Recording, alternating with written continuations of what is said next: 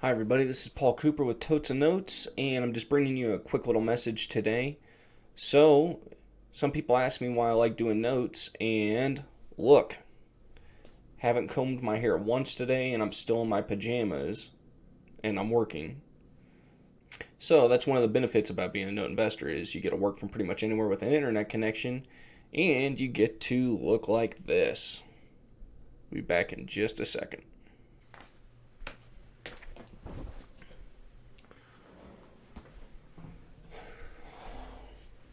All right, I'm back and looking a little bit more respectable.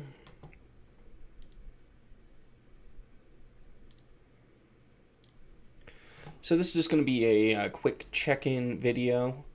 I'm currently working on a few tapes. I am working on a video about performing notes. Then I'm also working on a video. It's going to showcase some of the notes that I've personally done in the past in my IRA and with some other investors. And then we've got this video. This video is going to basically be on following up. So this is what I've downloaded from LinkedIn. So we've talked about before in LinkedIn, you can download your contacts and connections so then you can email them. Well, you can download just about everything. And I downloaded all the messages that I've had so far.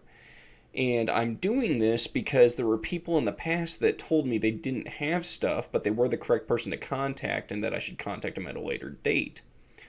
I hate LinkedIn's messaging platform. It's really hard to find stuff. I mean, unless you remember the person that said it, it's hard to. Maybe I'm just a complete idiot, and that's probably a very good likelihood that I just don't know how to use it very well.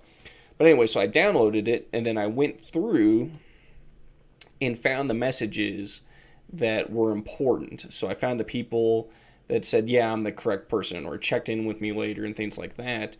And so I downloaded that, deleted most of the garbage, and then I went through and I color-coded stuff.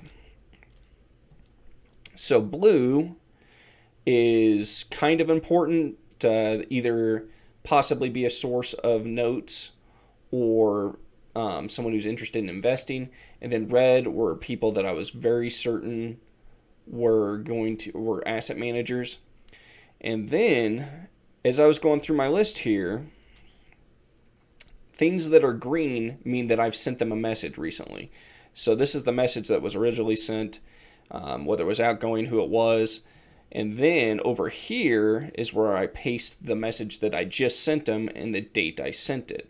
So I was doing it yesterday, the 25th, and today, today's the 27th. So I was doing it 2 days ago, and then a little bit yesterday, and doing some more today. This way, while it's not pretty, I've got it color coded, and I can go in and see who's important, who I need to contact if I did connect with them again, and when I did that. And then you'll see a few people. Their names are in purple. That means that they for sure have stuff. Like I've gone back and confirmed that they still have stuff, and then and that I've reached out to them. So this person I've reached out to email, so I'll mark that as green. So red's important, and then purple is for sure people that I've contacted that I know have stuff or will have stuff, but that I've connected to. And then red is asset manager. Again, you got to figure out what works for you. Like this guy here is yellow, and I highlighted it. I'm not sure what I'm going to do with it. I haven't reconnected with him because he said he wasn't interested in selling to me. And this was months ago. This was back in February. I may reach out to him again to see if he's still not interested. I mean, what's he going to do? Blacklist me from something that he wasn't going to allow me to do anyways? And then... Oh, and the reason that I did all this down here is because there was a big cluster of people that I knew I needed to down there for whatever reason, because this is done by date. So I've still got quite a bit to do. Stuff that's not highlighted is probably was just stuff that I was interested in checking in that I know they aren't asset managers or potentially investors.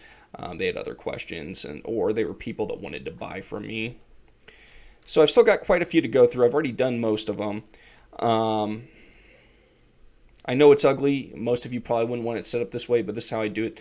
The key point here is you need to have some way of tracking when you're following up and who you're following up with. Otherwise, it's a total crapshoot. I mean, here, let's look. I think I've got over 13,000 now. Yeah, so I've got 13,214 contacts.